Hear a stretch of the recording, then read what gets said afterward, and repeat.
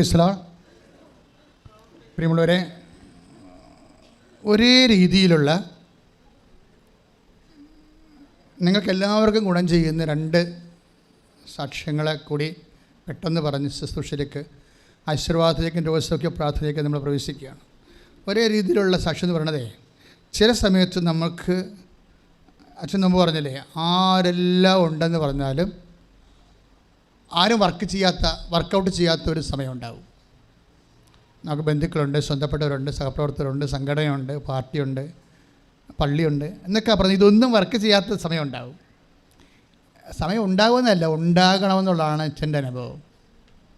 അച്ഛൻ്റെ അനുഭവം മാത്രമല്ല, പല ആൾക്കാരുടെ അനുഭവം. അത് ദൈവാനുഭവത്തിൻ്റെ ഏറ്റവും നല്ല കാലാവസ്ഥയിലൂടെ പോകുന്നത് അനുഭവിക്കുന്ന ഡിസോൺമെൻറ്റ്, അതായത് ഡിസോൺമെൻറ്റാണ്.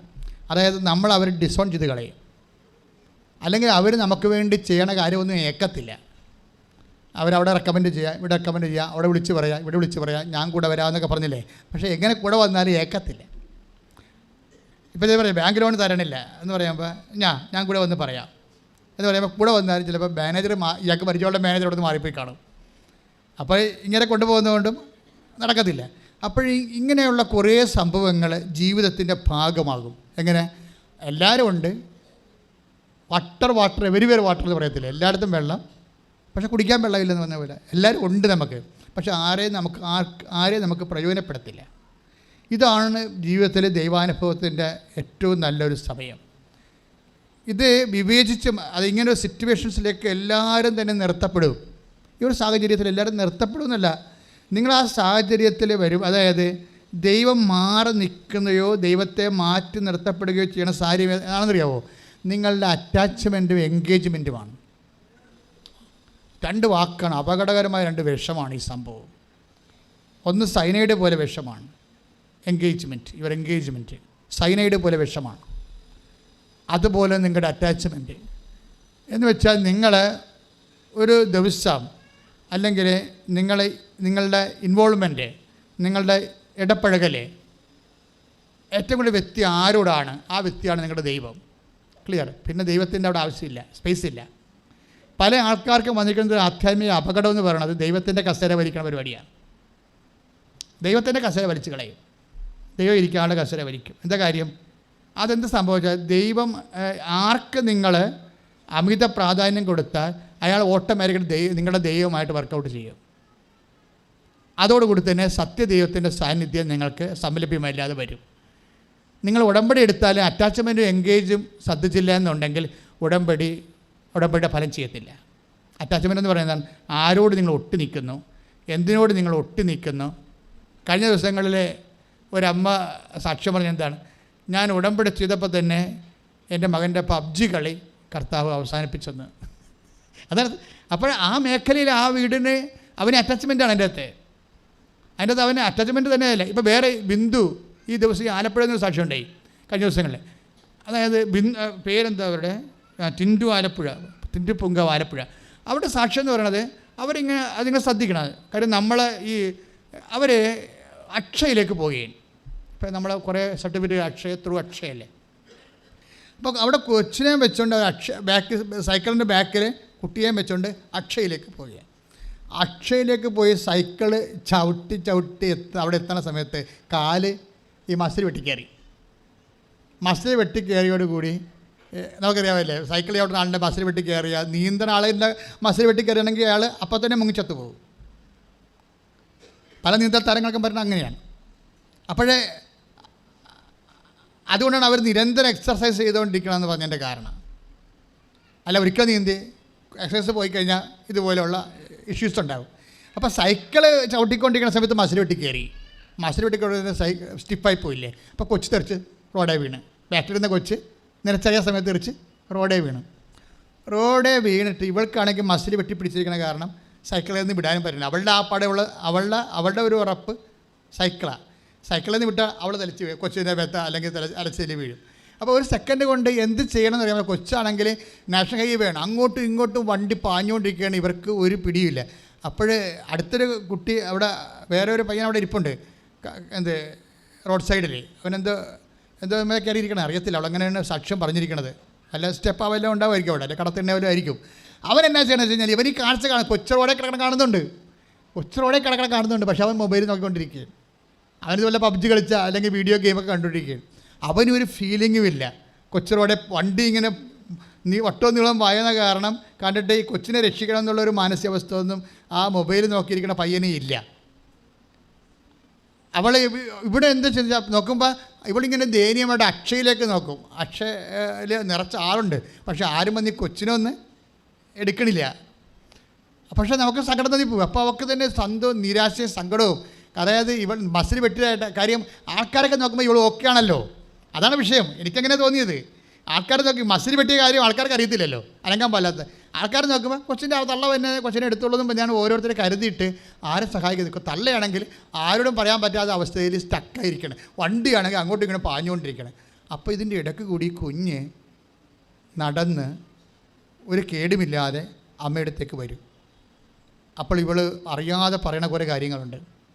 എന്ന് വെച്ച് കഴിഞ്ഞാൽ, അതായത് ആ സമയത്ത് ഈ മസിൽ വെട്ടി സ്റ്റിഫായിട്ട് ഇങ്ങനെ നിൽക്കുമ്പോൾ ഇവൾ ചെയ്യണ കാര്യം കഴുത്തിൽ ഉടമ്പടി കാശിലുമുണ്ട്. അത് പിടിച്ച് കുഞ്ഞിനെ സംരക്ഷിക്കാൻ വേണ്ടി വിശ്വാസ പ്രമാണം ചെയ്തുകൊണ്ടിരിക്കും.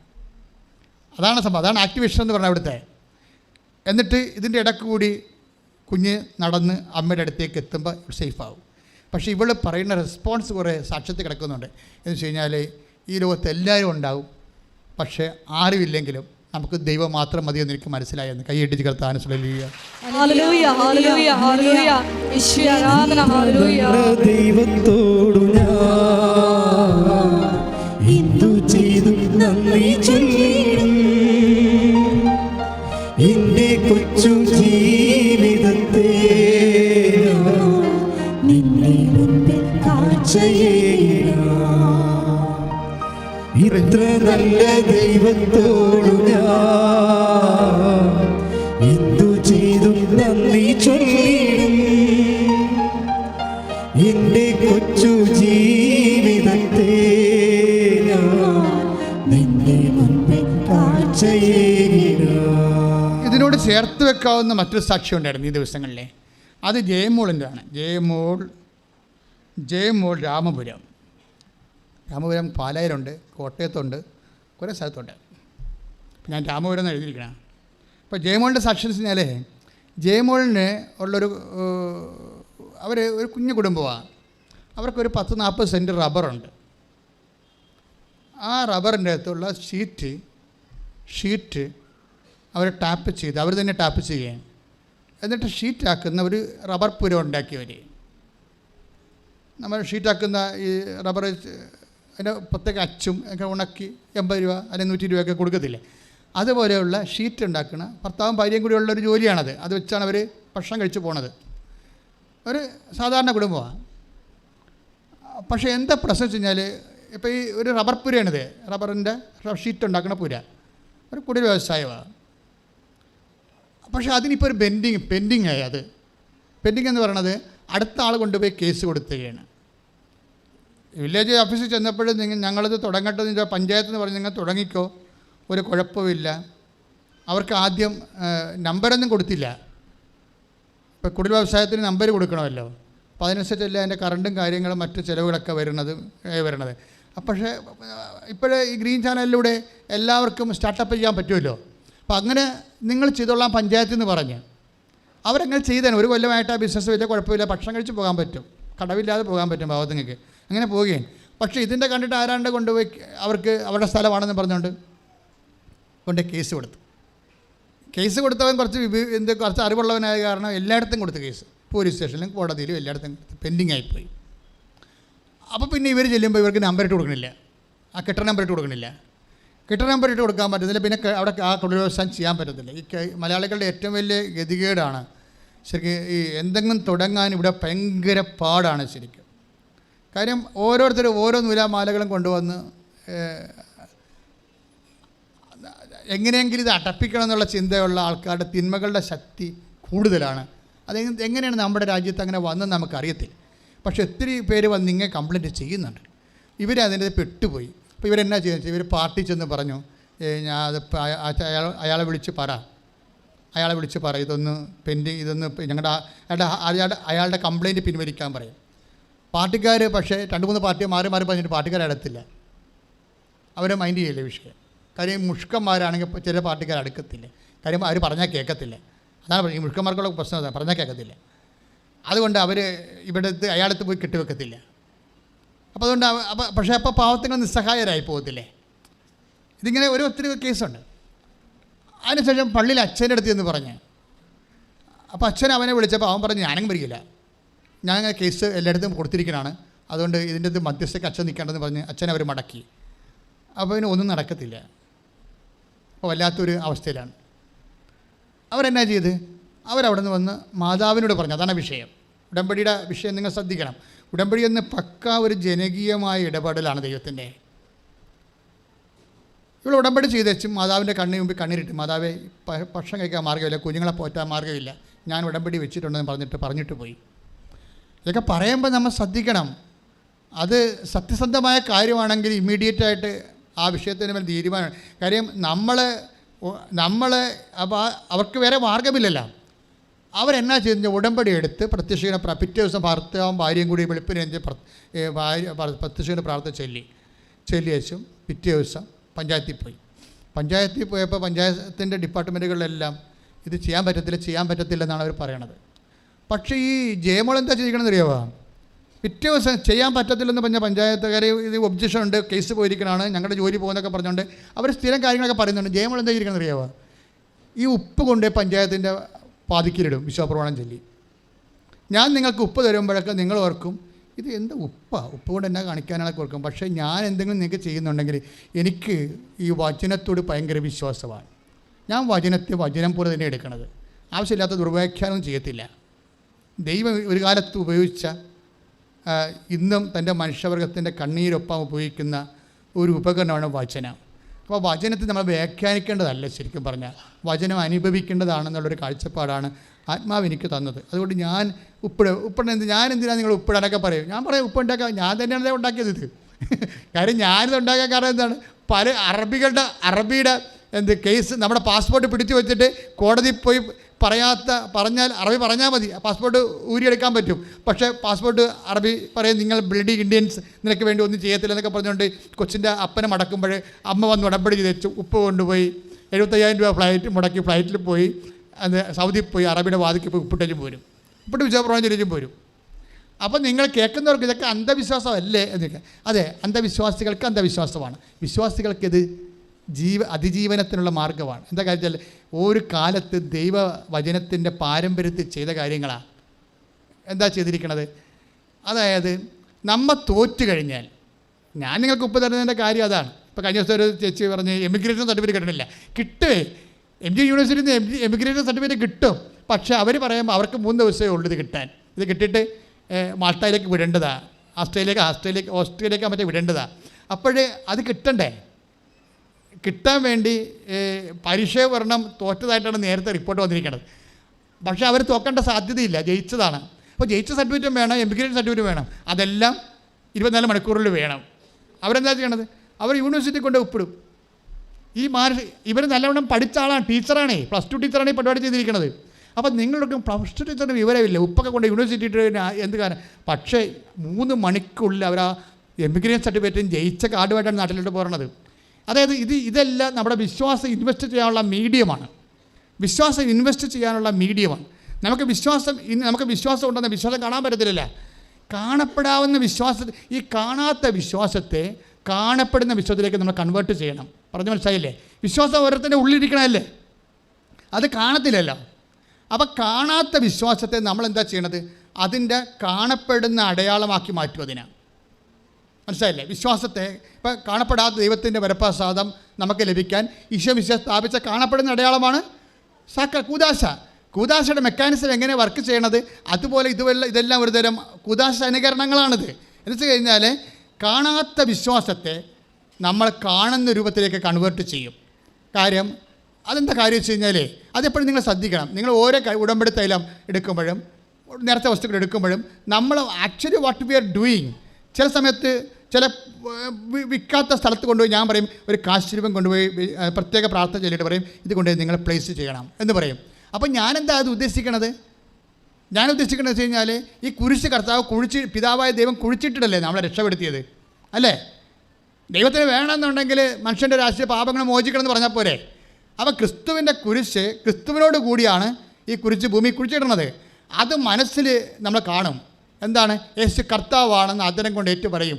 ദൈവം അവന് മരിച്ചെന്ന് ഉയർപ്പിച്ചെന്ന് ഹൃദയത്തെ വിശ്വസിക്കും. അത് ക്രിസ്തുവിൻ്റെ രക്ഷ. ഈ ഭൂമിക്ക് ദ്വാരം വെച്ച് അതിൻ്റെ ഉള്ളിൽ കുരിശ് കുഴിച്ചിട്ടിട്ട് ദൈവം നേടിയെടുത്ത രക്ഷാകര പദ്ധതി അനുസ്മരിച്ചുകൊണ്ടാണ് നമ്മൾ ആ വിൽക്കാത്ത സ്ഥലത്ത് കൊണ്ടുപോയി, തരാത്ത വഴിക്ക് കൊണ്ടുപോയി ഈ കാശുരൂപം യേശുനാമത്തിലാണ് നമ്മളത് സ്ഥാപിക്കുന്നത്. കുടിച്ചിടുകയല്ല നമ്മൾ ചെയ്യണത്. എന്താ ചെയ്യണത്? പിതാവായ ദൈവം ക്രിസ്തുവിൻ്റെ കുരിശ് ഭൂമി സ്ഥാപിച്ച് രക്ഷ നടപടുത്തിയ പോലെ നമ്മൾ ആ സ്ഥലം, ഇപ്പം നിങ്ങൾക്ക് മക്കളില്ല എന്ന് പറയും, ഞാൻ പറയും ഈ കാശുരൂപം നിങ്ങൾ അത് കൃത്യമായ ഫോർമുലയിൽ വ്യഞ്ചരിച്ച്, അതായത് യേശു കർത്താവാണെന്ന് അതിരം കൊണ്ട് ഏറ്റു പറഞ്ഞു, ദൈവം അവന് മരിച്ചതെന്ന് ഉയർപ്പിച്ചെന്ന് ഹൃദയത്തിൽ 100% വിശ്വസിച്ചിട്ടാണ് നിങ്ങൾക്ക് ആ കാശുരൂപം വ്യഞ്ചരിച്ച് തരണത്. അത് അടയാളമാണ്. അടയാളം എന്ന് പറയുമ്പോൾ അതല്ല നമ്മളെ രക്ഷപ്പെടുത്തുന്നത്, അതൊരു അടയാളമാണ്. അതിൻ്റെ പിന്നിലുള്ള ദൈവികമായ രക്ഷാകര പദ്ധതി, ദൈവികമായ ശക്തിയുണ്ട്. അത് എല്ലാം ഒരു വിശ്വാസി ആരത് ചെയ്യുന്നു ആ വിശ്വാസത്തിലാണ് അത് വർക്ക് ചെയ്യണത്. അപ്പോൾ ആ വിശ്വാസം നിങ്ങളും ഏറ്റെടുത്ത് ചെയ്യുമ്പോഴാണ് അത് ആക്ടിവേറ്റ് ആകണത്. നിങ്ങളും തന്ന സംഭവത്തെ അതുപോലെ തന്നെ ഇപ്പോൾ ജയമോൾ എന്താ ചെയ്തിരിക്കണത്? ജയമോൾ പഞ്ചായത്തിൻ്റെ വായിക്കൊണ്ട് ഉപ്പിട്ടച്ചും വിശ്വാസപ്രമാണം ചൊല്ലി.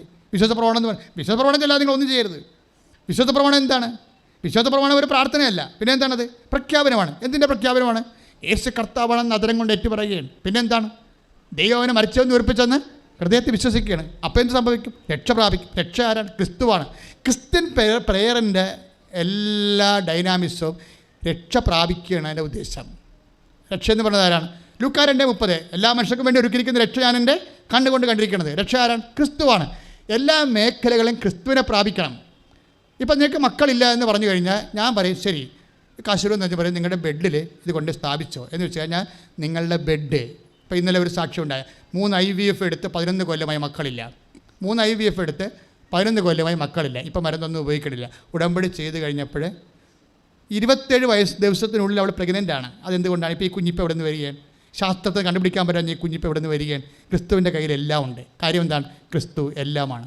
കൊളോസ്യസ് 3:11 പറയുമ്പോൾ നിങ്ങൾ പറയും എന്താ വെച്ചാൽ ക്രിസ്തു എല്ലാം. ക്രിസ്തുവിൻ്റെ കയ്യിൽ കുഞ്ഞുണ്ട്, ക്രിസ്തുവിൻ്റെ കയ്യിൽ നിങ്ങളുടെ നഷ്ടപ്പെട്ട സ്ഥലമുണ്ട്, ക്രിസ്തുവിൻ്റെ കയ്യിൽ ജപ്തി നടപടിക്ക് രക്ഷപ്പെടാനുള്ള മാർഗ്ഗമുണ്ട്, തോറ്റ പരീക്ഷയെ, അതുപോലെ തന്നെ നിങ്ങൾ തള്ളിക്കളഞ്ഞ നഷ്ടപ്പെട്ടു പോയ രേഖകൾ. കഴിഞ്ഞ ദിവസങ്ങളിൽ എഡ്വേർഡ് ജോർജ് അയാളുടെ സാക്ഷിയാണ്, ഇംഗ്ലീഷ് സാക്ഷിയാണ്. പുള്ളി ആസാംകാരനാണ്, ഗോഹട്ടി താമസിക്കുക, ഉദ്യോഗസ്ഥനാണ്. അപ്പോൾ അങ്ങേരുടെ ഒരു പ്രശ്നം എന്ന് വെച്ച് കഴിഞ്ഞാൽ അങ്ങേരുടെ സർവീസ് ബുക്ക് കാണാനില്ല. 13 കൊല്ലമായിട്ട് സർവീസ് ബുക്ക് ഉദ്യോഗസ്ഥന്മാർക്ക് അറിയാമില്ല. അതില്ലെങ്കിൽ ഇൻക്രിമെൻ്റ് ഇല്ല, പെൻഷനില്ല, പല പ്രശ്നങ്ങളാണ്. പിന്നെ നിങ്ങൾ ഉദ്യോഗം ചെയ്തതായിട്ട് തെളിവില്ല. അപ്പോൾ ആ ഫയലും പോയി ഓഫീസിൽ നിന്ന്. വല്ലാത്ത ഒരു പ്രശ്നമാണ്. പുള്ളിക്ക് ട്രാൻസ്ഫർ കിട്ടുന്നുണ്ട്. അങ്ങനെ ഗോഹട്ടിയിൽ നിന്ന് ട്രാൻസ്ഫർ ആയി പുള്ളി വെല്ലൂർ വന്ന്, നമ്മുടെ മദ്രാസ് തമിഴ്നാട്ടിൽ വന്നപ്പോൾ അവിടെ വെച്ചാണ് കൃപാസനം പത്രം കിട്ടണം പുള്ളിക്ക് വേറെ ഒരു പ്രശ്നമുണ്ട്. എന്താ പ്രശ്നം വെച്ചാൽ ഡാഡി ബിൽപത്രം എഴുതിയിട്ടുണ്ട്. 50 കൊല്ലം മുമ്പ് കേരളത്തിൽ നിന്ന് പോയ ആൾക്കാരാണ് അവിടെ താമസിക്കുക. ഗോഹട്ടി വിമാനത്താവളത്തിൻ്റെ അടുത്ത് അവർ താമസിക്കണം. 50 കൊല്ലം മുമ്പ് ഇവിടുന്ന് പോയതാ. അപ്പോൾ മലയാളമൊക്കെ അറിയാം, പക്ഷേ അദ്ദേഹം എക്സ്പ്രസ് ചെയ്തിരിക്കണമല്ല ഇംഗ്ലീഷിലാണ്. അവിടെ രണ്ടാമതൊരു പ്രശ്നം വെച്ചാൽ അതിനേക്കാൾ വെടിക്കെട്ട പ്രശ്നമാണ്. വെച്ചാൽ അപ്പൻ ജീവിച്ചിരുന്ന കാലത്ത് വിൽപ്പത്രം എഴുതിയിട്ടുണ്ട്. വിൽപ്പത്രം അപ്പൻ എഴുതിയിട്ടുണ്ട്, പക്ഷേ അപ്പൻ മരിച്ചുപോയി. ആ വിൽപ്പത്രത്തിന് കുറച്ച് കുഴപ്പങ്ങളുണ്ട്. അവിടെ അപ്പൻ്റെ പേര് ജോസഫ് എന്നാണ്, വിൽപ്പത്രത്തെ ഗോമസ് എന്നാണ് കിടക്കുന്നത്. ആര് കാശ് തരാന്? പാകോടമ്പടി നടത്താൻ പറ്റുമോ? ഇനി പാകോടമ്പടി നടക്കാനുള്ള ആൾക്കാരുടെ പേര്, ഇതിൻ്റെ അവകാശികളില്ലേ, അവിടെ പേരപ്പൻ വിളിച്ച് പറഞ്ഞിട്ടില്ല എൻ്റെ അടുത്ത്. അപ്പോൾ ആർക്ക് കിട്ടും? അവർക്ക് 5 മക്കളാണ് ഉള്ളത്. ഇവിടെ പേരൊന്നും വിൽപ്പത്രത്തെ വിളിച്ച് പറഞ്ഞിട്ടില്ല. എന്തുകൊണ്ട്? വിൽപ്പത്രം പ്രൊബേറ്റ് ചെയ്യാനോ അതനുസരിച്ച് പാകോടമ്പടി ചെയ്യാനോ അതനുസരിച്ച് ഓരോരുത്തരും ഓഹരി കെട്ടിയിട്ട് ടാക്സ് അടച്ച് രസീതാക്കി സ്വന്തം തണ്ടപ്പേരിൽ പിടിക്കാനോ ഒന്നും പറ്റണില്ല. ഇയാൾ ഈ കൊട്ടത്തേങ്ങ കീറ ഉടക്കാനും പറ്റാത്ത തുളക്കാനും പറ്റാത്ത സംഭവം കൊണ്ട് ജീവിതത്തിൽ മുഴുവൻ നടക്കുകയാണ്. അപ്പോൾ ഒരു വക്കീലെത്തി എന്ന് പറഞ്ഞ് ചെയ്തു തരാം, കുറച്ച് കൃത്രിമ പണിയൊക്കെ ചെയ്യേണ്ടി വരും, പലർക്കും പല കാര്യങ്ങളൊക്കെ കൊടുക്കണം, 5 ലക്ഷം രൂപ വേണമെന്ന് പറഞ്ഞു ഇതിന് വിൽപ്പത്രം ചെയ്തു തരണമെങ്കിൽ. അപ്പോൾ വിൽപ്പത്രം ചെയ്തു തരണമെങ്കിൽ 5 ലക്ഷം രൂപ ഇയാൾ മുടക്കണം. ഇയാൾ മുടക്കി ചെയ്താൽ മറ്റുള്ളവർക്ക് അത് അവരാരും കാശ് മുടക്കത്തില്ല. അപ്പോൾ അത് നടക്കത്തില്ല, അത് നടക്കാത്ത കാര്യമാണ്. അപ്പം അങ്ങനെ പിന്നെ വേറെ പലരൊക്കെ വന്നിട്ട് നടക്കാത്ത രീതി കുറേ വർഷങ്ങളാണെങ്കിൽ നടക്കുകയാണ്. അപ്പോൾ ഈ രണ്ട് പ്രശ്നമാണ് ഈ മനുഷ്യൻ്റെ ജീവിതം തകർക്കുന്നത്. അപ്പോൾ ഇങ്ങനെ വെല്ലൂർ വെച്ച് നമ്മുടെ പത്രം കിട്ടി. എനിക്കുള്ളത് ഇംഗ്ലീഷ് പത്രമോ തമിഴ് പത്രമാണ്. മലയാളം ഇപ്പോൾ നമുക്ക് കുറേ പത്രങ്ങളുണ്ട്. ഇറ്റാലിയൻ പത്രം വരെ ഉണ്ട് ഇംഗ്ലീഷിൽ. നമ്മുടെ കൃപാസനത്തിൻ്റെ ഇറ്റാലിയൻ പത്രമുണ്ട്, പിന്നെ കർണാട്ടിക്കുണ്ട്, അതിന് കന്നഡ പത്രമുണ്ട്, തെലുങ്ക് പത്രമുണ്ട്, ഹിന്ദി പത്രം, മറാഠി പത്രം, മലയാളം പത്രം. കൃപാസനത്തിന് വേണ്ട 7-8 തരം പത്രമുണ്ട്. അപ്പോൾ എന്നെ സംഭവിച്ചാൽ അതിലേതോ ഒരു പത്രമാണെങ്കിൽ മനുഷ്യനെ കിട്ടിയിരിക്കണത്. കിട്ടിയിട്ട് എന്ത് ചെയ്താൽ അപ്പം തന്നെ മാതാവ് ഇയാളൊന്ന് തോണ്ടി. എന്നുവെച്ചാൽ എന്താണ് ഇത് നടക്കും. അപ്പോൾ നടക്കുമെന്ന് മനസ്സിലാക്കി കഴിഞ്ഞപ്പോൾ വെല്ലൂരിന്ന് പുള്ളിക്കാരൻ്റെ ഒരു ബജാജ് ബൈക്കുണ്ട്. ആ ബൈക്കിൽ 200 കിലോമീറ്റർ ജവമാല ചെല്ലി ഇവിടെ എത്തി. ഇൻവെസ്റ്റ്മെൻറ്റ് കണ്ട ഇൻവെസ്റ്റ്മെൻറ്റ്, അതാണ് ഇൻവെസ്റ്റ്മെൻ്റ് എന്ന് പറയുന്നത്. ഈ കഴിഞ്ഞ ആഴ്ച കഴിഞ്ഞ സാക്ഷ്യമാണ്. 200 കിലോമീറ്റർ ജപമാല ചെല്ലി എന്ന് പറഞ്ഞ് ആലപ്പുഴ എത്തണമെങ്കിൽ എൻ്റെ ബന്ധുവിൻ്റെ വീട്ടിൽ വന്ന് ഞാൻ താമസിച്ചു. അതിനുള്ളിൽ 2-3 പ്രാവശ്യം പെട്രോൾ അടിക്കാൻ വേണ്ടി നിർത്തിയതേ ഉള്ളൂ. പിന്നെ ഞാൻ നിർത്തിയില്ല. ബന്ധുവിൻ്റെ വീട്ടിൽ നിന്ന് ഞാനിവിടെ മൂവാറ്റുപുഴ ബന്ധുവിൻ്റെ വീടുണ്ട്. ബന്ധുവിൻ്റെ വീട്ടിൽ താമസിച്ചിട്ട് രാവിലെ അവിടെ നിന്ന് ഈ ബൈക്കിന് തന്നെ ഇവിടെ എത്തി ഉടമ്പടി ചെയ്ത് 2 കാര്യം. സർവീസ് ബുക്കിംഗ് വേണം, പിന്നെന്താണ് വിൽപ്പത്രം പ്രൈവേറ്റ് ചെയ്യുന്നത് ഭാഗോടമ്പടി ചെയ്ത് കിട്ടണം. അപ്പോൾ കൊച്ചു കാര്യങ്ങളല്ല, എല്ലാം സീരിയസ് കാര്യമാണ്. മാതാവിനോട് പ്രൈവറ്റായിട്ട് കണ്ട് ഇപ്പോൾ ഉടമ്പടി എടുക്കുന്ന ആൾക്കാരെല്ലാം അമ്മയോട് പ്രൈവറ്റായിട്ട് സംസാരിച്ചിട്ടാണ് പോണത്. കണ്ട് സംസാരിച്ചിട്ട് ആ വിഷയം പോകണം. ഇന്ന കാര്യങ്ങൾ, എൻ്റെ അവസ്ഥ ഇതാണ്, അത് പ്രാർത്ഥിച്ചിട്ട് പോകും. അപ്പോൾ അങ്ങനെയാണ് അത് വന്ന് പ്രാർത്ഥിച്ചിട്ട് പോയി. അപ്പോൾ അദ്ദേഹത്തിനെ സംബന്ധിച്ചുള്ളത് 90 ദിവസമാണ് എണ്ണിപ്പിടിച്ചിരിക്കുന്നത്. 90 ദിവസം. അപ്പോൾ 90 ദിവസത്തിനുള്ളിൽ അമ്മ ഇടപെടുമെന്ന് അദ്ദേഹത്തിന് അറിയാം. അപ്പോൾ 89 ദിവസമായപ്പോൾ അമ്മയെ പുള്ളി ഓർപ്പിച്ച്, പുള്ളി ആ ഉടമ്പടി കറക്റ്റായിട്ട് ഫോളോ ചെയ്യണതേ, ഉടമ്പടി കൃത്യമായിട്ടാണ് ഫോളോ ചെയ്യണത്. 89 ദിവസം പറഞ്ഞ് അമ്മേ 89 കേട്ടാ, ഇനി 1 ദിവസം കൂടിയേ ഉള്ളൂ എന്ന് പറഞ്ഞു. 1 ദിവസം കൂടിയേ ഉള്ളൂ എന്ന് പറഞ്ഞിട്ട് 90-ാം ദിവസം കഴിഞ്ഞ് 90-ാം ദിവസം ഒന്നും സംഭവിച്ചില്ല. പക്ഷേ 91-ാം ദിവസം പെട്ടെന്ന് സുപ്രഭാതത്തിൽ ഇയാൾക്കൊരു ഫോൺ കോൾ വരും. എന്താ പറയണത്? പണ്ട് ഈ സർവീസ് ബുക്ക് പോയിരുന്ന കാലത്ത് അവിടുന്ന് മാറിപ്പോയൊരു ഓഫീസറിന് മാതാവ് വീണ്ടും വേറെ എവിടെ ബോംബെയിലെ വേറെ സ്ഥലത്തേക്ക് സ്ഥലം മാറിപ്പോയ ആളാണ്. ആ ലേഡിയെ വീണ്ടും ഇതേ ഓഫീസിലേക്ക് റീട്രാൻസ്ഫർ ചെയ്യിക്കും. അപ്പോൾ എൻ്റെ അമ്മേ ഈ സാക്ഷ്യം ഒന്ന് കേൾക്കണം, ഞെട്ടിപ്പോവും. എന്നിട്ട് അവർ ആണ് ഇവരെ വിളിക്കണത്. വിളിക്കണമെന്ന് ഈ നമ്പർ എടുത്ത് വിളിക്കണമെന്ന് അറിയാമോ? സർ, നിങ്ങളുടെ സർവീസ് ബുക്ക് കിട്ടി, അതിൻ്റെ ഫയലും ഞാൻ കണ്ടുപിടിച്ചെന്ന്. Praise the lord. ഹല്ലേലൂയ. ആ ലേഡി തിരിച്ച് വരാതെ ഈ സാധനം കിട്ടത്തില്ല. അമ്മയ്ക്കറിയാം ഈ ചെയ്യേണ്ട നടപടി എന്ന് പറയുന്നത് ഈ ലേഡി തിരിച്ച് വരിക എന്ന് തന്നെയാണ്. നമുക്കറിയത്തില്ലല്ലോ, വേറെ ആർക്കും അറിയത്തില്ല എൻ്റെ സൊല്യൂഷൻ എന്താണെന്ന്. പിറ്റേ ദിവസം ഒരു വക്കീൽ വന്ന് പുള്ളിയെടുത്ത്, മിസ്റ്റർ നിങ്ങളുടെ പ്രശ്നങ്ങളൊന്നുമില്ല, ഇത് ഞാൻ 10,000 രൂപ ചെയ്തു തരാമെന്ന് പറഞ്ഞു. ഈ ഭാഗം ഉടമ്പടി നിങ്ങളുടെ അപ്പൻ്റെ പേര് ചേർത്തിട്ട് നിങ്ങളുടെ എല്ലാവരും അവകാശം വെച്ചുകൊണ്ട് വെറും 10,000 രൂപ ചെയ്യാമെന്ന് പറഞ്ഞു. 3 ദിവസം കൊണ്ട് അയാൾ 10,000 രൂപ ചെയ്ത് കൊടുക്കും. Price the Lord. ആ ഉടമ്പടി റേഞ്ച് പോകണം കണ്ടില്ലേ? അതായത് ഈ കാലത്ത് മനുഷ്യന്മാർ, എനിക്കിത് ഞാൻ ഈ സാക്ഷ്യത്തിൽ നിന്ന് എന്താ പഠിച്ചതെന്നറിയാമോ? ഇൻവെസ്റ്റ്മെൻറ്റാണ് പഠിച്ചത്. കാര്യം അയാൾ ഇതിൻ്റെ അകത്ത് സംശയമില്ലേക്ക്, ചളിപ്പില്ലേക്ക്. അതുകൊണ്ടാണ് ഡേറ്റ് വന്നപ്പോൾ അമ്മയെ ഓർപ്പിക്കണത്. ഒരു ജീവിക്കുന്നൊരു വ്യക്തിയെ ഓർപ്പിക്കണ പോലെ ഓർപ്പിക്കുകയാണ്. അമ്മേ, നമ്മുടെ ഉടമ്പടി നാളെ തീരുകയാണ്. അതാണ് വിഷയം. അത്രയും ജീവൽ ലൈവാണ് ഈ വിഷയം. അത് ലൈവായിട്ട് തന്നെ അമ്മ കേൾക്കണത്. അതുപോലെ മനസ്സിലാക്കുകയാണ്. അല്ലെങ്കിൽ 200 ജപമാല ചൊല്ലിക്കൊണ്ട് ഇവിടെ ബൈക്കിന് വരും ആ മനുഷ്യൻ. അപ്പം അതിൻ്റെ ഇൻവെസ്റ്റ്മെൻറ്റ് റെഡിയാണ്. അത് എൻ്റെ മക്കളെ, നിങ്ങൾ ഉടമ്പടിയിൽ എവിടെയെങ്കിലും ഒന്ന് പാമ്പെന്നുണ്ടെങ്കിൽ ഇൻവെസ്റ്റ്മെൻറ്റ് കറക്റ്റാക്കാൻ നോക്കണം നിങ്ങൾ. ഇപ്പോൾ ടിൻറ്റുവിൻ്റെ പ്രശ്നം എന്താ? ടിൻറ്റു അല്ല, ജയമോളുടെ പ്രശ്നം എന്താ? ജയമോൾ പോയിട്ട് പഞ്ചായത്തിൽ കൊണ്ടുപോയി. ഇനി പറഞ്ഞിട്ട് കാര്യമില്ല, ആരോടും പറയാനില്ല. പള്ളിയെ പറഞ്ഞ്, പാർട്ടി പറഞ്ഞ്, പറയാവുന്ന ആൾക്കാരെല്ലാം പറഞ്ഞ് അവരാരും അമ്പനും ബില്ലിനും അടുക്കണില്ല. അവരാരും സംസാരിക്കാനും തയ്യാറല്ല. അവസാനം എന്ത് ചെയ്ത് മാതാവിൻ്റെ ഉപ്പ് കൊണ്ടുപോയി പഞ്ചായത്തിൽ വാതിക്കലിട്ട് വിശ്വാസപ്രമാണം ചെല്ലുമ്പോൾ എന്താണ്? യേശു കർത്താവാണെന്ന് അതിരം കൊണ്ടേറ്റ് പറയണം. ദൈവം അവനെ മരിച്ചെന്ന് ഉയർപ്പിച്ചെന്ന് കൃത്യത്തെ വിശ്വസിക്കണം. അപ്പോൾ ആ വിഷയത്തിൽ രക്ഷ, ആ വിഷയത്തിലുള്ള കാര്യം ക്രിസ്തു എല്ലാമാണല്ലോ. കൊളോസ്യസ് 3:11 നമ്മൾ എന്താ പറയണത്? ക്രിസ്തു എല്ലാമാണ്. ആ വാക്ക് ഭയങ്കര സംഭവമാണ്. അതായത് പഞ്ചായത്ത് ഈ ഒരു മനുഷ്യന് ഈ ഭൂമിക്ക് മുകളിൽ അനുഭവിക്കാൻ പറ്റിയ എല്ലാ വിഷയങ്ങൾക്കുള്ള കംപ്ലീറ്റ് ആൻഡ് സോഴ്സ് സൊല്യൂഷനാണ് ജീസസ് ക്രൈസ്റ്റ്. നമ്മളിലൂടെ പ്രാപിക്കുന്നത് വ്യത്യസ്തമായ ജീവിത മണ്ഡലങ്ങളിലുള്ള തടസ്സങ്ങൾ, ദോഷങ്ങൾ, തകർച്ചകൾ, മരവിപ്പുകൾ, അതെല്ലാം വിടുവിക്കുന്നത് ആരാണ്? ക്രിസ്തുവിനെ അവിടെ സംലഭ്യമാക്കുകയാണ്. അതിനുവേണ്ടി മനുഷ്യൻ ഈ വിശ്വാസത്തെയെല്ലാം അടയാളങ്ങളിലൂടെ പ്രകടിപ്പിക്കും. കാണാത്ത വിശ്വാസത്തെ കാണുന്ന രൂപത്തിലാക്കുകയാണ്. അതാണ് പഞ്ചായത്ത് ഓഫീസിൽ കൊണ്ട് ഒപ്പിട്ടത്. എന്താ സംഭവിച്ചെന്നറിയാമോ? പിറ്റേ ദിവസം ചെന്നപ്പോൾ അവർ പറയണേ, നിങ്ങളത് കമ്പനിയായിട്ട് രജിസ്റ്റർ ചെയ്ത് പേപ്പർ വെച്ചിട്ടുണ്ടെന്ന് ഇവിടെ. Price the Lord.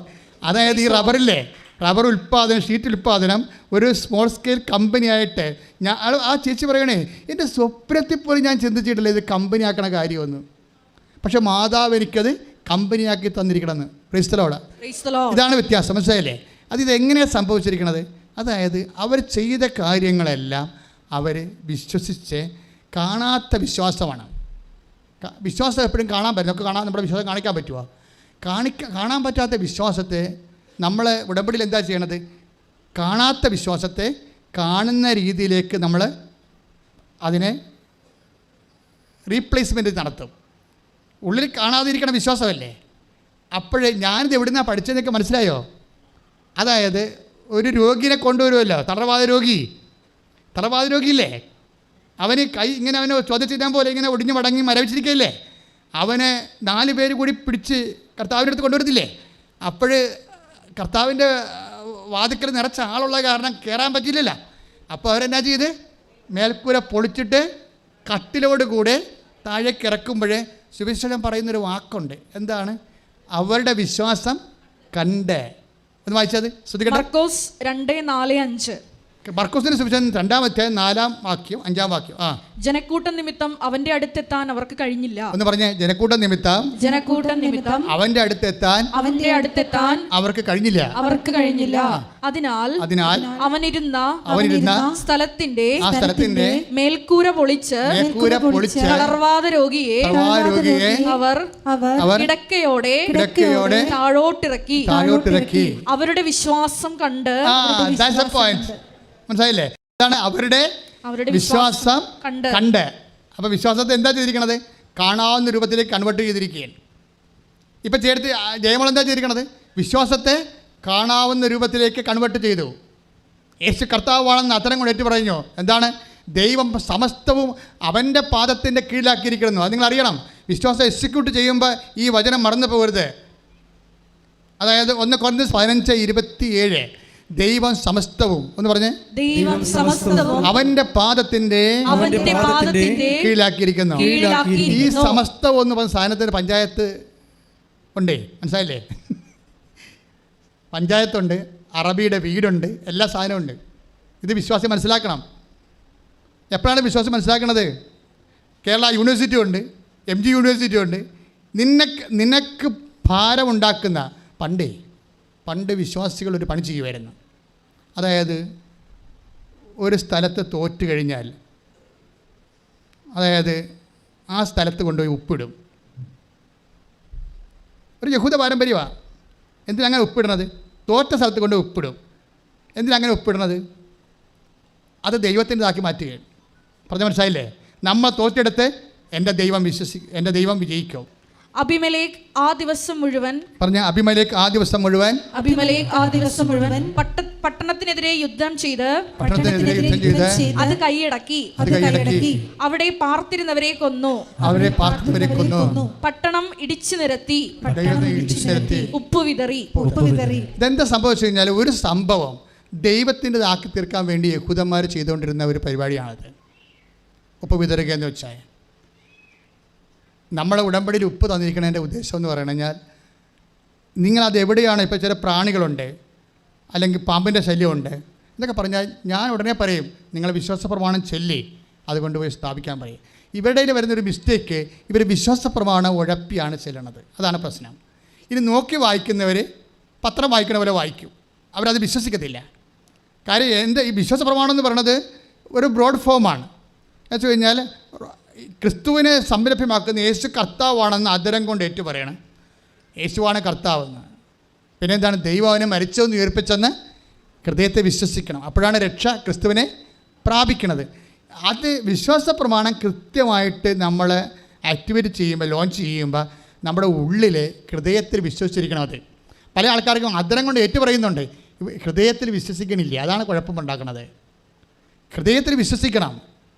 കാര്യം വിശ്വാസപ്രമാണം ആക്ടിവേഷനിൽ വരണതെല്ലാം ആ ഹൃദയത്തിൽ എന്തുമാത്രം ഏതെല്ലാം കപ്പാസിറ്റി നിങ്ങൾക്കത് വിശ്വസിക്കാൻ പറ്റുന്നു അതനുസരിച്ച് കൊണ്ട് അതിൻ്റെ റേഞ്ച് വർദ്ധിച്ചുകൊണ്ടിരിക്കും. ഇതെല്ലാം നമുക്ക് കൃത്യമായ രീതിയിൽ സുവിശേഷത്തിലുള്ള കാര്യങ്ങളാണ്, ഇല്ലാത്ത കാര്യങ്ങളല്ല. ഞാൻ പിന്നെ എന്തുകൊണ്ടാണ് ദൈവം എന്നോട് ഇതൊക്കെ പറയണമെന്ന് വെച്ച് കഴിഞ്ഞാൽ എൻ്റെ ജോലി ഇതായത് കൊണ്ടാണ്. 21 ലക്ഷം ആൾക്കാരായി. ഞാൻ 84 തുടങ്ങിയാണ് ആൾക്കാരുടെ കണ്ണെതിര് കേൾക്കാൻ. അപ്പോൾ ഞാൻ എപ്പോഴും എനിക്ക് പിടികിട്ടാത്ത പ്രശ്നമായിട്ട് ഞാൻ കർത്താവിൻ്റെ മുമ്പ് വന്ന് നിൽക്കും. കർത്താവ് അതെങ്ങനെ ചെയ്യും, കർത്താവ് ഇതിങ്ങനെ ചെയ്യും, അമ്മ അവരത്രയും കഷ്ടപ്പെടുന്നില്ല, അവരെങ്ങനെ രക്ഷിക്കും. ഇങ്ങനെ എപ്പോഴും മനുഷ്യൻ്റെ സങ്കടവും മനുഷ്യൻ്റെ പിരിഞ്ഞ് കണ്ടിച്ച സങ്കടവും വിഷമവും കൊണ്ട് എപ്പോഴും ദൈവദൃശ്യം നിൽക്കുമ്പോഴാണ് നമുക്ക് ദൈവം ഓരോരോ വഴികൾ പറഞ്ഞു തരണത്. ഓരോരോ അതെല്ലാം ആമ മനസ്സിൽ തോന്നിക്കും. പക്ഷേ ഞാൻ എപ്പോഴും നോക്കും സഭയുടെ പഠനങ്ങൾക്ക് എന്തെങ്കിലും വിരുദ്ധമായിട്ട് ഞാൻ പറയുന്നുണ്ടോ എന്ന്. എനിക്ക് സംശയം ഉണ്ടെങ്കിൽ ദൈവശാസ്ത്രജ്ഞന്മാരോട് ചോദിക്കാം. കാര്യം സഭയുടെ പഠനങ്ങളെ നമുക്ക് പഠിപ്പിക്കാൻ പറ്റത്തുള്ളൂ. ആർക്കും ഈ സഭയിൽ ആർക്കും സ്വകാര്യ പഠനങ്ങളൊന്നും പറ്റത്തില്ല. കാര്യം സഭയെ ആണ് ദൈവം ബൈബിൾ ഏൽപ്പിച്ചിരിക്കുന്നത്, സഭയെയാണ് ദൈവം ദൈവജനത്തെ ഏൽപ്പിച്ചിരിക്കുന്നത്. അപ്പോൾ നമ്മളൊരു എളിയ ശുശ്രൂഷകൻ മാത്രമാണ്. പക്ഷേ ജനത്തിൻ്റെ കണ്ണീര് വരുമ്പോൾ ആ കണ്ണീരിൻ്റെ കൈകടത്തുമ്പോഴാണ് നമുക്ക് ദൈവത്തിൻ്റെ തിരുസന്നിധിയിൽ വ്യത്യസ്തങ്ങളായ പ്രാർത്ഥനാ രീതികൾ ദൈവം തന്ന് അതാത് കാലത്ത് ദൈവം നമ്മളെ നയിച്ചുകൊണ്ടിരിക്കുന്നത്. അതിൻ്റെ അനുഭവങ്ങളാണ് ഞാൻ പറഞ്ഞുകൊണ്ടിരിക്കുന്നത് മുഴുവനും. അപ്പോൾ എൻ്റെ സഹോദരങ്ങൾ എപ്പോഴും ശ്രദ്ധിക്കേണ്ടത്, നിങ്ങൾ ഇതെല്ലാം ചെയ്യുന്ന ആൾക്കാരാണ്. പക്ഷേ ചെയ്യുമ്പോൾ കർത്താവ് പണ്ടേ പറയുമായിരുന്നത് നിങ്ങൾ ഹാഫ് മൈൻഡഡായിട്ട് ചെയ്യരുത്. പിന്നെ എന്താ ചെയ്യണം? പൂർണ്ണ മനസ്സോടെ ചെയ്യണം. അതാണ് സംഭവം. അത് ഇപ്പോൾ തുടങ്ങിയല്ല, പണ്ട് മുതലേ ഉള്ളതാണ്. അപ്പോൾ പൂർണ്ണ മനസ്സാകാൻ വേണ്ടി നിങ്ങൾ ചെയ്യണ കാര്യം നിങ്ങളറിയണ്ടേ, നിങ്ങളത് ചെയ്യുകയാണെന്ന്. അതിനു വേണ്ടി ഞാൻ വ്യത്യസ്തങ്ങളായ മോഡ് ഓഫ് ആക്ഷൻസും അത് പ്രസൻറ്റേഷനൊക്കെ പറഞ്ഞു തരും. ഇന്ന കാര്യം ഇന്ന രീതി ചെയ്യണമെന്ന് പറയും. കാര്യം ഞാൻ തന്നെ അതായത് ഒരു നാട്ടിൽ ചെന്നപ്പോൾ അവിടെ എല്ലാ വേജബാറ്റ് കേന്ദ്രങ്ങളും ഞാൻ സമരം ചെയ്ത് അടപ്പിച്ചാണ്. പക്ഷേ ഒരു പാർട്ടി ചെന്നപ്പോൾ ഞാൻ തോറ്റുപോയി. കാര്യം അവരുടെ ചുറ്റും 115 വീട്ടുകാരുണ്ട്, ഈ മനുഷ്യ കവചം പോലെ. അതുകൊണ്ട് സ്വന്തം കുടുംബക്കാരാണ്. അവരാണ് അവിടെ റെയ്ഡ് വരികയാണെങ്കിൽ പോലീസിനോട് നേരത്തെ അറിയിക്കും. റെയ്ഡ് വരാൻ പോകണമെങ്കിൽ എക്സൈസുകാർ തന്നെ അവരോട് പറയും. അങ്ങനെയെല്ലാം അതുപോലെ തന്നെ കിമ്പളൊക്കെ കൊടുത്ത് സെറ്റപ്പായിട്ട് പോണവരാണ്. പിന്നെ അത്യാവശ്യം ഗുണ്ടായിസൊക്കെ ഉണ്ട്. അപ്പം ഞാൻ എന്താ ചെയ്തിരിക്കണത്?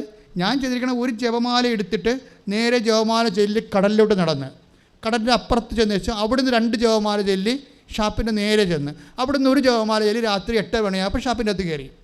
എന്നിട്ട് ഞാൻ ഒത്തിരി പ്രസംഗമൊന്നും പറഞ്ഞില്ല, ഇത്രയും കാര്യങ്ങൾ പറഞ്ഞുള്ളൂ. കാര്യം അമ്മയും കൊണ്ടാണ് ഞാൻ ചെല്ലണത്. ഞാൻ പറഞ്ഞു, ചേച്ചി അവിടെ ചേട്ടത്തിയായി നടത്തണത്, അവിടെ പിന്നെ പിന്നിലൊത്തിരി ആൾക്കാരുണ്ട്, ചേച്ചി ഇത് പൂട്ടണം. ഇവിടുന്ന് കുടിക്കുന്ന ആൾക്കാർ, വീട്ടിൽ വന്ന ആൾക്കാർ, അപ്പം ചേട്ടന്മാരൊക്കെ പെങ്ങന്മാരവരെ തല്ലുന്നുണ്ട്, കുടുംബ പ്രാർത്ഥന നടക്കണില്ല, പഠിക്കാൻ പറ്റണില്ല, അത് പറയാൻ വേണ്ടി ഈശോ നാമത്തിൽ വന്നോളൂ, ഞാൻ പോകണമെന്ന് പറഞ്ഞു. അത്രയുള്ള സംഭവം.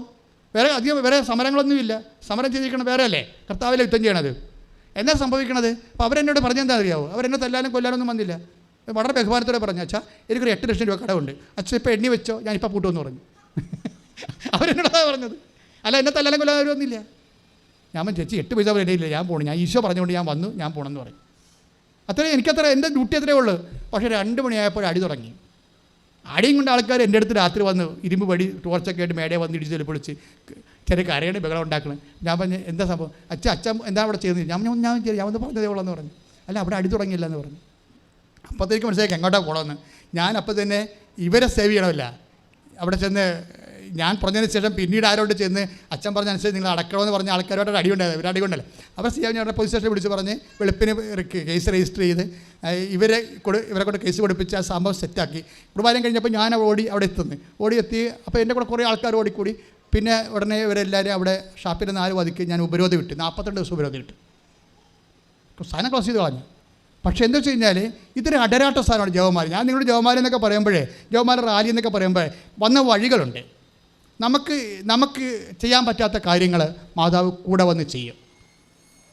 അതിൻ്റെ ഭാഗമായിട്ടാണ് ഈ പ്രാർത്ഥനകളൊക്കെ. ഓരോ പ്രാർത്ഥനകളും ദൈവത്തെ വിശ്വസിക്കുമ്പോൾ അങ്ങോട്ട് പൂർണ്ണ ഹൃദയത്തോടെ അങ്ങോട്ട് വിശ്വസിക്കണം. അല്ലാതെ ഒക്കുക ചെയ്തേക്കല്ല, ഒത്തക്കൊള്ള കിട്ടിയ കൂട്ടി ഇങ്ങനെ അഴകുഴമ്പം ചെയ്യുമ്പോഴാണ് പണി കിട്ടുന്നത്.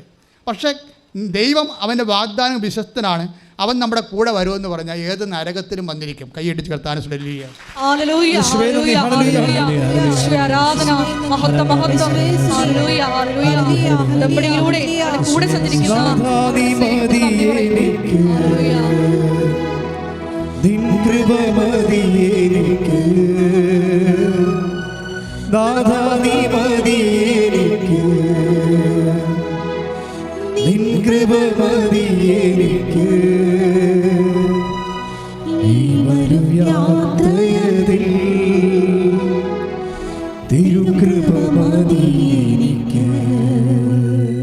എഴുന്നേൽക്കുക. രോഗസൗഖ്യ പ്രാർത്ഥന സമയമാണ്. രോഗമുള്ളിടത്തേക്ക് കൈകൾ വെക്കുക. അഭിഷിക്തൻ പ്രാർത്ഥിക്കാൻ പോകുന്ന കൃപാസനത്താരെ ജീവനോടെ പ്രത്യക്ഷപ്പെട്ട അമ്മേ, ലോകം മുഴുവനും ഇപ്പോഴും ഓൺലൈനിൽ പ്രാർത്ഥിക്കുന്നവരെ, ഇവിടെ തീർത്ഥാടനത്തിൽ വന്ന് തീർത്ഥാടന ഉടമ്പടിയായി നിന്ന് പ്രാർത്ഥിക്കുന്നവരെ എല്ലാവരെയും പൊൻകരങ്ങളിൽ ഏൽപ്പിക്കുന്നു. അമ്മേ, മരുന്ന് ലേപനമല്ല, അങ്ങയുടെ വചനമാണ് ഞങ്ങളെ സുഖപ്പെടുത്തിയതെന്ന് കർത്താവിൻ്റെ വചനത്തിലുണ്ടെങ്കിൽ അതിനർത്ഥം മരുന്നിനെ സുഖപ്പെടുത്താനാവാത്ത രോഗങ്ങളുണ്ടെന്നാണ്. കർത്താവ് എല്ലാ രോഗങ്ങളെയും സമർപ്പിച്ച് പ്രാർത്ഥിക്കുന്നു. കർത്താവ്, നിൻ്റെ വിശുദ്ധ പൗരോഹിത്യത്തെ നീ മഹത്വപ്പെടുത്തണമേ.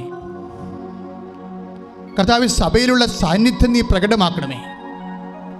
ഈ നിമിഷങ്ങളിലെല്ലാം കർത്താവെ അങ്ങ് ഞങ്ങളോട് സംസാരിക്കുകയായിരുന്നു. ആ സംസാരത്തിൻ്റെ വെളിച്ചത്തിൽ അങ്ങയുടെ മക്കൾക്ക് അങ്ങ് വിശ്വാസം നൽകി, അവർക്കങ്ങ് വിശ്വസ്തത നൽകി. കർത്താവെ, നിങ്ങൾ ഓരോ ഭവനത്തിൽ ചെല്ലുമ്പോൾ അവിടെയുള്ള രോഗികളെ സുഖപ്പെടുത്തണമെന്ന് കൽപ്പിച്ചയച്ചവനെ, അതിൻ്റെ പേരിലാണ് കർത്താവെ ഞങ്ങൾ ഇന്നും നിൻ്റെ കൽപ്പനയുടെ പേരിലാണ് കർത്താവെ ഞങ്ങൾ കൈയുയർത്തി രോഗശാന്തി പ്രാർത്ഥന നടത്തുന്നത്.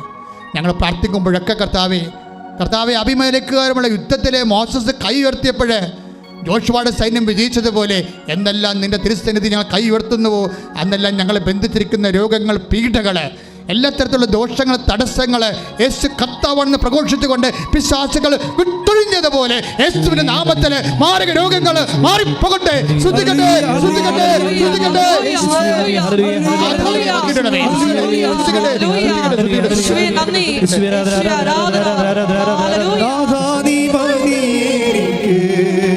പാടുക. നിൻ കൃപ മതി എനിക്ക്, നാഥാ നീ മതി എനിക്ക്, നിൻ കൃപ മതി എനിക്ക്. ഈ ഒരു യാത്രയിൽ തിരുകൃപ മതി. ഈ മരുയാത്രയതിൽ ഒരുമിച്ച് പാടുക. ഈ ഒരു യാത്രയിൽ ശക്തി പാടുക സ്നേഹത്തോടെ. നാഥാ നീ, നാഥാ നീ മതി എനിക്ക്, നിൻ കൃപ മതി എനിക്ക്, നാഥാ നീ മതി എനിക്ക്, നിൻ കൃപ മതി എനിക്ക്. ഈ മരുയാത്രയിൽ തിരുകൃപ മതി എനിക്ക്. ഈ മരുയാത്രയതിൽ, ഈ മരുയാത്രയിൽ തിരുകൃപ മതി എനിക്ക്. പരിശുദ്ധ പരമ ദിവ്യകാരുണ്യത്തിന് ആരാധനയും സ്തുതിയും പുകഴ്ചയും ഉണ്ടായിരിക്കട്ടെ. എൻ്റെ പ്രിയപ്പെട്ടവരെ, ജീവനോടെ പരിശുദ്ധമാ പ്രത്യക്ഷപ്പെട്ട ദുരന്തമുണ്ടാകാൻ പോകുന്ന പ്രാർത്ഥിക്കണമെന്ന് ആവശ്യപ്പെട്ടുകൊണ്ട് ലോകത്തോട് പ്രാർത്ഥിക്കാൻ ആവശ്യപ്പെട്ട വിശുദ്ധ മണ്ണിൽ നീ നിൽക്കുകയാണ്. 10,000-കണക്കിന് ആരാധനയാണ് ഇവിടെ നടന്നിട്ടുള്ളത്. ഈ ആരാധന മധ്യത്തിൽ തന്നെയാണ് അമ്മ പ്രത്യക്ഷപ്പെട്ടതെന്ന്. ഇന്നും ആരാധന നടന്നുകൊണ്ടിരിക്കുകയാണ്. അമ്മ നമ്മുടെ കൂടെ സാന്നിധ്യം നൽകുന്നുണ്ട്. എൻ്റെ ദൈവപൈതലേ, നിൻ്റെ എന്തെല്ലാം വിഷയങ്ങളാണോ ഇവിടെ നീ കേട്ടത്, ഉടമ്പടിയിലൂടെ മനുഷ്യൻ കടന്നു ചെല്ലുന്ന എല്ലാ ദുരന്തമുഖത്തും നിന്നോടുകൂടി ദൈവത്തിൻ്റെ വാഗ്ദാനമായി നിൻ്റെ അമ്മയുണ്ട്. ശ്രദ്ധിക്കട്ടെ.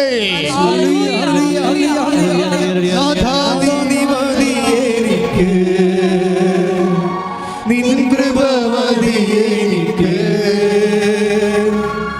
നാഥാ നീ മതി എനിക്ക്, നിൻ കൃപ മതി എനിക്ക്. മക്കളെ, നമ്മൾ എന്തെല്ലാം സാക്ഷ്യങ്ങൾ കേട്ടോ. ചെറിയവരുടെയും വലിയവരുടെയും സാക്ഷ്യങ്ങൾ നമ്മൾ കേട്ടു. പലതരത്തിലുള്ള കുരുക്കിൽ അകപ്പെട്ടവരുടെ സാക്ഷ്യങ്ങൾ കേട്ടു. നമ്മൾ കേട്ടപ്പോൾ എന്താണ് ദൈവം നമ്മളെ കേൾപ്പിച്ചത്? മക്കളെ, നിൻ്റെ ജീവിതത്തിൻ്റെ കണ്ണീരിന് എന്ത് നിറമായാലും, കണ്ണിൽ നിന്ന് ചോരയാണ് വരണമെങ്കിൽ കർത്താവ് അത് കാണുന്നുണ്ട്. കർത്താവ് കൈനീട്ടും. നിൻ്റെ വിശ്വാസം കാണാവുന്ന രൂപത്തിലേക്ക് നീ എപ്പോൾ കണ്ണുവെട്ട് ചെയ്യാനാണ് നിന്നെ ഉടമ്പടിയിലൂടെ ദൈവം ക്ഷണിക്കുന്നത്. കാണാവുന്ന വിശ്വാസത്തിലേക്ക്, വിശ്വാസത്തെ പരിവർത്തനം ചെയ്യാൻ, തർജ്ജിമ ചെയ്യാൻ ഉടമ്പടിയിലൂടെ ദൈവം ഈ കാലങ്ങളിൽ നമ്മൾ ക്ഷണിക്കുകയാണ്. പരിശുദ്ധ അമ്മയുടെ പ്രത്യക്ഷീകരണത്തിലൂടെ. ദൈവത്തിലെ ഇപ്പോഴും നമ്മൾ പ്രാർത്ഥിക്കാൻ പോകുന്നത്, ഒരു കോവിഡിൻ്റെ കാലം കഴിയുമ്പോൾ എല്ലാവരുടെയും ചെവിട് പറഞ്ഞു നിൽക്കുകയാണ്.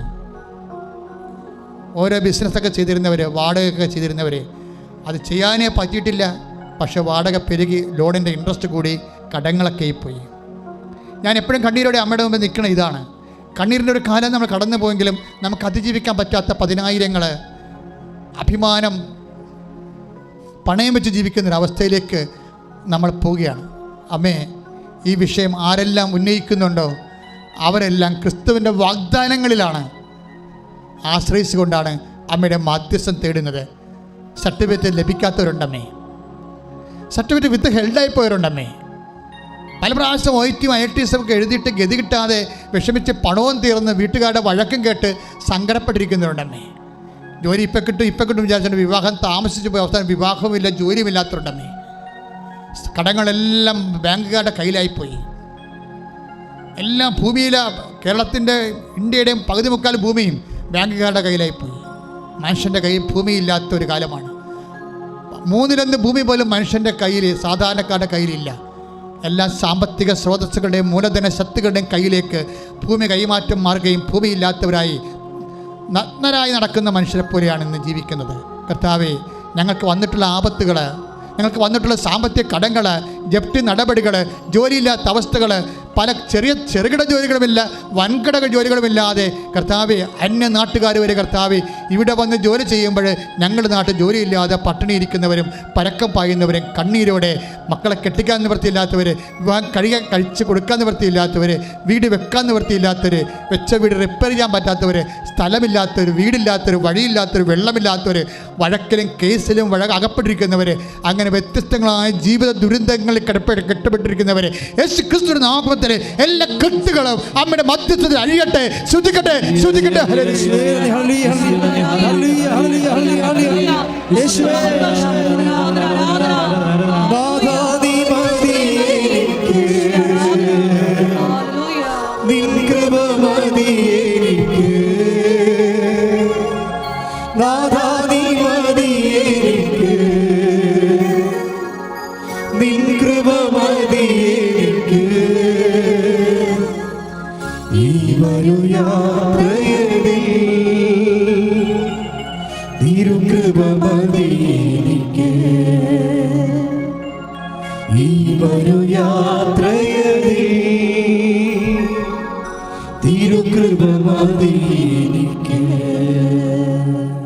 മക്കളെ മുട്ടേ നിൽക്കുക. കണ്ണീരോടെ പ്രാർത്ഥിക്കേണ്ട സമയമാണ്. എല്ലാ മണ്ഡലങ്ങളെയും സമർപ്പിച്ചുകൊണ്ട് ജീവനോടെ ജ്വലിച്ചു നിൽക്കുന്ന ദിവ്യകാരുണ്യത്തോട് പ്രാർത്ഥിക്കുക. നിങ്ങൾക്ക് വേണ്ടി അമ്മ പ്രാർത്ഥിക്കുന്ന സമയമാണ്. ഓൺലൈനുള്ളവരും മൗനമായി പ്രാർത്ഥിക്കട്ടെ.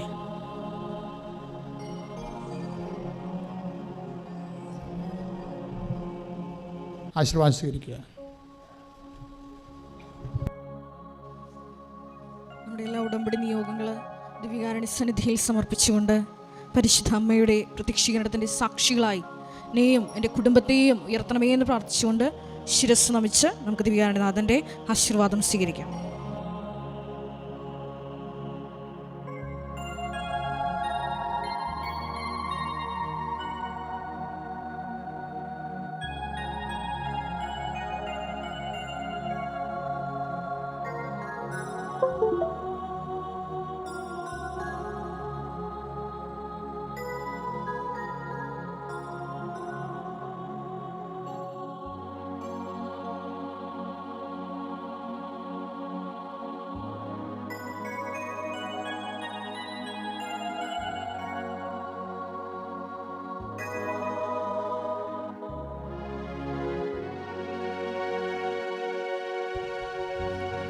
പരിശുദ്ധ പരമമാ ദിവ്യകാരുണ്യമേ, എന്നുമെന്നും അങ്ങേയ്ക്ക് ആരാധന. പരിശുദ്ധ പരമമാ ദിവ്യകാരുണ്യമേ, എന്നുമെന്നും അങ്ങേയ്ക്ക് ആരാധന. പരിശുദ്ധ പരമമാ ദിവ്യകാരുണ്യമേ, എന്നുമെന്നും അങ്ങേയ്ക്ക് ആരാധന.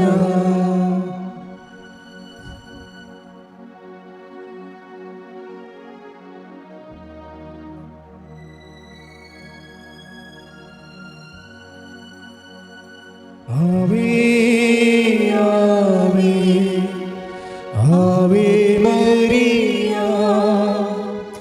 ആവേ ആവേ ആവേ മരിയ.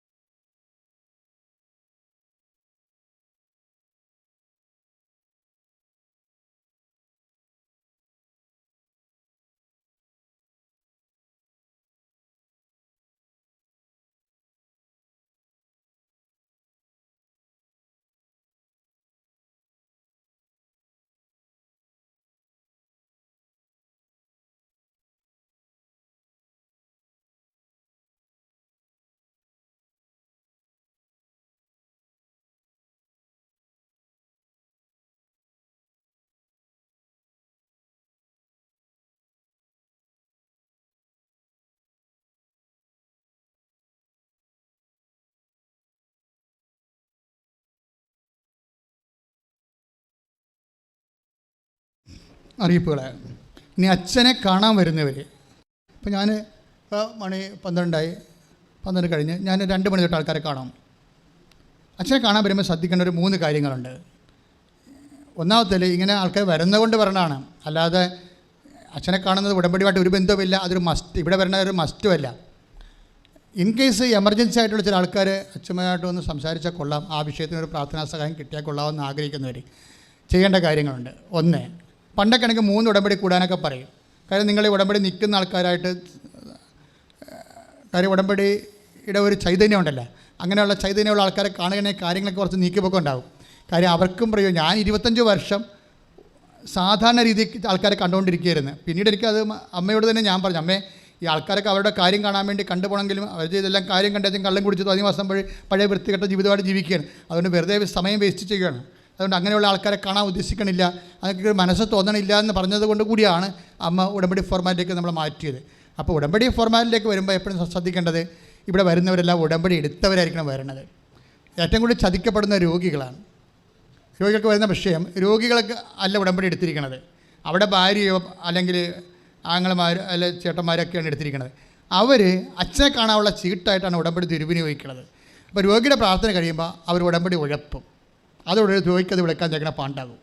ക്രിസ്തു പറഞ്ഞിട്ടുണ്ട്, നിങ്ങൾ ഭവനങ്ങൾ സന്ദർശിക്കണം, അവിടുത്തെ രോഗികളെ സുഖപ്പെടുത്തണം. കർത്താവിൻ്റെ കൽപ്പന അനുസരിച്ചാണ് കർത്താവ് ശിഷ്യന്മാരെ അഭിഷേകിച്ച് വിടുമ്പോഴും നിങ്ങൾ രോഗികളെ സുഖപ്പെടുത്താൻ പ്രത്യേകം പറഞ്ഞിട്ടുണ്ട്. ആ അഭിഷേകത്തിലാണ് ശുശ്രൂഷ നടത്തുന്നത്. പക്ഷേ രോഗികളെ സുഖപ്പെടുത്തുമ്പോൾ അതൊക്കെ മുമ്പ് ഈശോ പറഞ്ഞൊരു കാര്യമുണ്ട്, ദൈവരാജ്യം സമീപിച്ചിരിക്കുന്നുവെന്ന് അവരോട് പ്രസംഗിക്കണം.